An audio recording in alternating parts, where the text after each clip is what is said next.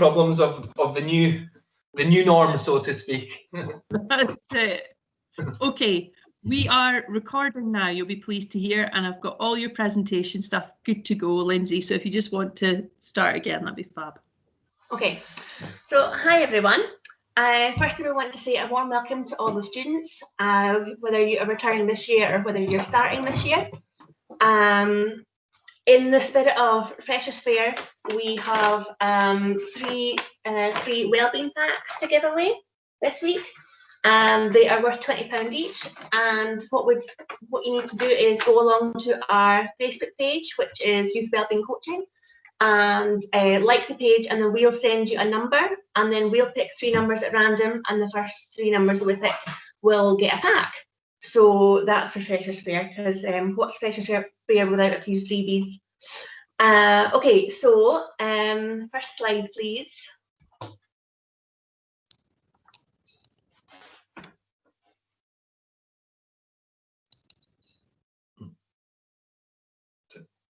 Can you see that? Yep, next. I just click to the next one. No. No, yeah. Not yet. Okay, so. Well, I'd just like to say that, well, these, as we all know, are unprecedented times. So it's now more than ever, there is a need for a supportive community. We encourage you to make use of all the services available to yourself. There is lots of help out there, whether you feel stuck in any way possible. There's a lot of services out there that are able to help you. If you need any help with signposting, again, don't hesitate to pop to our website, youthwellbeingcoaching.com, and if we can signpost you anyway, we can. We're a flexible organisation, a new flexible organisation, which can be shaped by the needs of local young people. Okay, so we are both on the board of Youth Wellbeing Coaching CIC, which is a new social enterprise. I'm Lindsay, the CEO. I started this business last summer to address the gap in services for young people to help them to improve their wellbeing.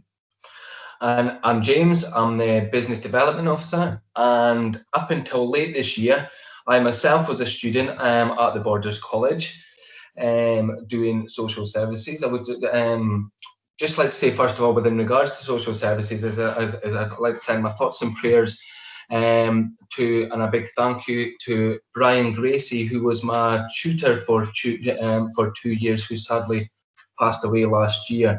I mean, in my opinion, he was the highest example of a real gentleman, a great father, and he just had a care for people and a passion, which his values made a massive difference to the Borders, and his passion was indeed embedded within his character.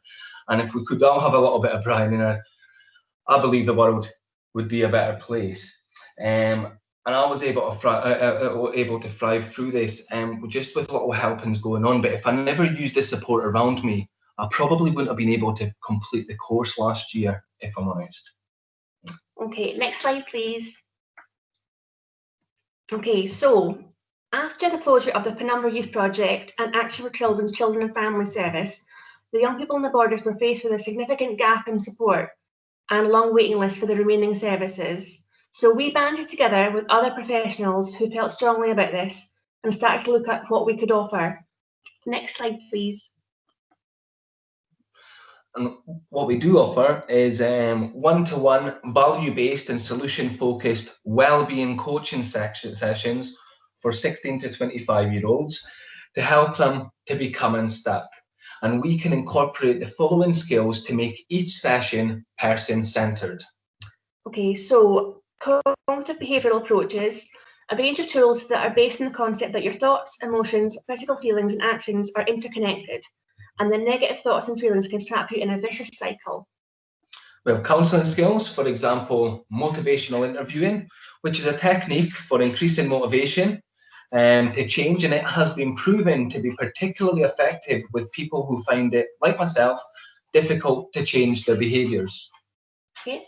We also offer wellbeing walks. We have the option of meeting in our office space in Central Gala, or we can go for a walk. We also have animal-assisted personal development.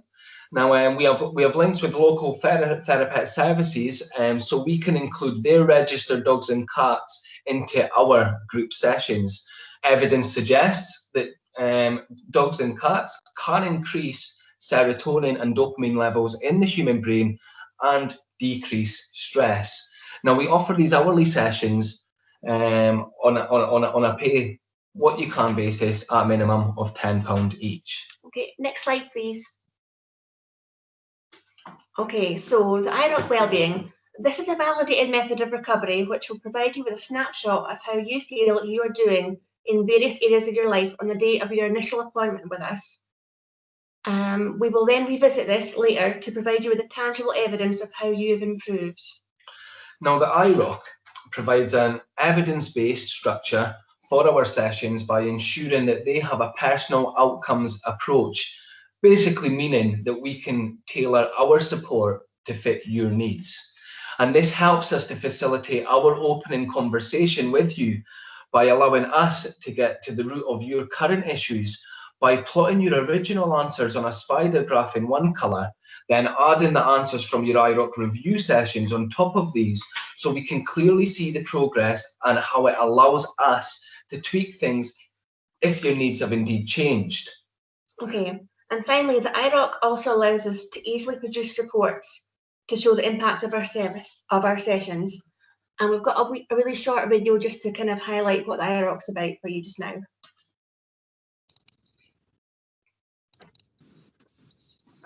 The Individual Recovery Outcomes Counter, IROC.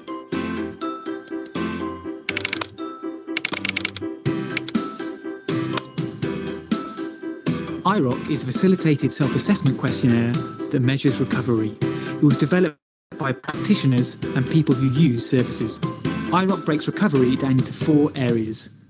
Each area has 3 indicators, which are scored between 1 and 6, to build up a holistic picture of well-being over time. This promotes a personal outcomes approach, facilitates a conversation, and provides structure for support. IROC data is recorded, meaning it can be analysed by individual, service or organisation. That's why an idea from Scotland is being used worldwide. IROC, a validated measure of personal recovery.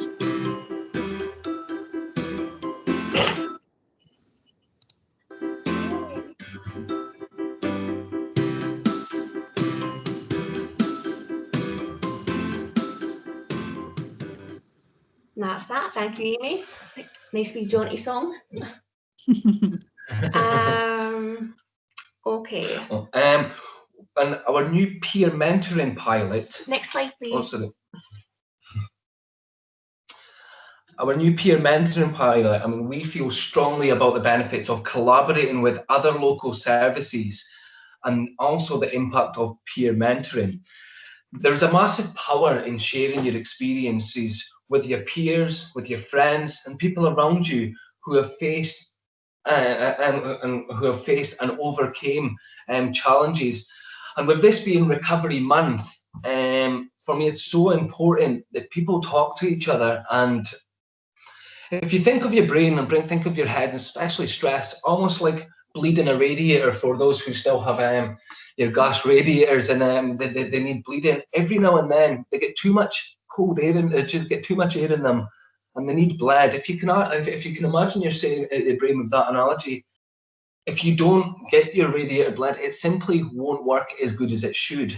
So I applaud you to speak around, speak to, but more importantly, if there is mentoring around there that you feel suits you, take it up. I mean, as I say, there is a massive power of sharing your experiences with your peers around you, and to overcome these challenges, we can do it together as a community.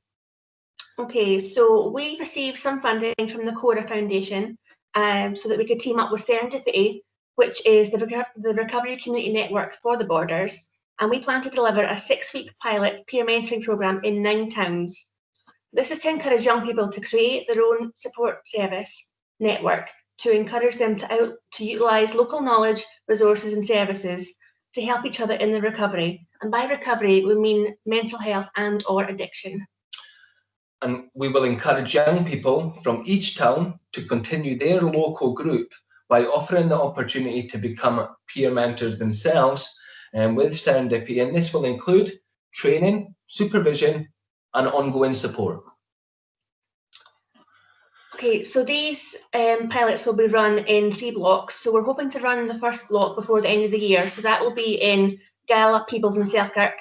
And then the last 2 blocks will be Hoyk, Jedburgh, Kelso, and then Erlson, Duns and Eyemouth. So we are hoping to cover quite a bit of the borders with these and to help you to create a safe space for yourselves and each other in your own areas. Okay, and final slide, please. So this just shows how you can get in contact with us. So we're on Facebook, and we also have our website and an email address. So if you want to get in touch with us, please do. If you want more information, there's lots of it on our website, or just give us a DM on Facebook and we'll get in touch with you. Okay, is there any questions? Thank you for listening. Thank you. That was really good. I've got a question, and it's so you mentioned that you've got your pilot groups that will be starting up at some point in the future. But for anyone that wants to get in touch just now, is there support available just now, or is it just waiting until these groups are set up? We can offer one-to-one coaching sessions at the moment, but the peer mentoring sessions, we're in the middle of developing those at the moment, and we are going to be posting in the next few weeks a date where young people can come together to help us design those, because it's really important to us and Serendipity that we have young people involved in designing what they're going to look like and what young people feel that they need. Yeah, that's brilliant. And just come back to that, I mean, as we say, as we're aware, we've had to, I mean, we could have been off and running months ago due to unforeseen circumstances. I mean, we always hear these unprecedented times. I mean, it's getting to the point it sounds a bit like a slow dance or a type of brand, but the reality of it is it means nobody knows what's going to happen next, and we're literally in the land of unknown. So this is why we feel that it's important as an organisation, in order for us to go forward, to get feedback from the youth, in order for us to tailor make what suits them, because there's a lot of things that changes. I mean, I've never done a meeting online until these things, and I'm sure there's many. There's new obstacles and, let's say, barriers just now, and that's what we're looking from input from the youth in our communities, in order to make our company current, better, and on form. And we can only do that with the help of the youth around us, for the be all and end all, for the better well-being of all the community. Because our biggest fear is that the mental health of our of the youth today, our biggest fear is that they perish just like the derelict buildings they see around them. And that's not happening. As we say, there's plenty of services out there which are current at the moment. I mean, the likes of We Are With You, the likes of the likes of your the school, there's at the college. There's lots of counselling available. I used first-hand experience from a lot of the support that I got last year towards the end of the year, because I nearly gave up on my course. But with the support around me, I was able to make the decision to realise I need help, and able to get the best I could do, even though the world appeared as if it was falling apart around us. And hopefully that can be the same for all students this year, that they just have that wee bit of support to know they're not alone, you know? I think it sounds like a fantastic service, and I really like the sort of the idea that you want to build it with young people and develop the service with young people, because that's going to be the best way to get a service that's going to function well. But also I really like the fact that it's kind of a lot of the work needs to come from the individual. So it's kind of like building resilience and coping strategies and those kind of things. So yeah, it sounds really good. And these are the sort of things you learn. These are the sort of things you learn over there. I mean, me myself, I was a bit I been, so that old swear word, you know. asking for help. I mean, there's only one person, especially when you're in your darkest places, or indeed your best places. If you can't do so, there's only one person, especially when it comes to, in my opinion, when it comes to recovery, there's only one person that can truly help yourself, and that's yourself. However, with a good support network around you, you make it able to be the best you can be. And I don't mean that in a in a cheesy way, but it is true. You can't do you can't. It's boxing yourself in. I found that I box myself in. I'm not good enough. I'm in the borders. I'm probably going to get rubbish grades anyways because the algorithms this. But at the end of the day, we're all human. We've all got the chance, the opportunity to do well. And if we bring the community together, we've got a better chance of us all doing better. And maybe complete these injustices between whether it be poverty, where you're from. It shouldn't decide of if you're from Bannerfield or Burnfoot or Langley or all these I-beam places. It shouldn't be from where you come from on what grade you're going to get. And some students, I'll be honest, some students I'm hearing that they feel hard done by. And the truth is that they are. They're being hard done by. We're in times we've never been before. So it's all more important now that we work together and have solution-based, because we can all talk about the problems. We can spend hours and hours, but what's only really going to help us is solutions.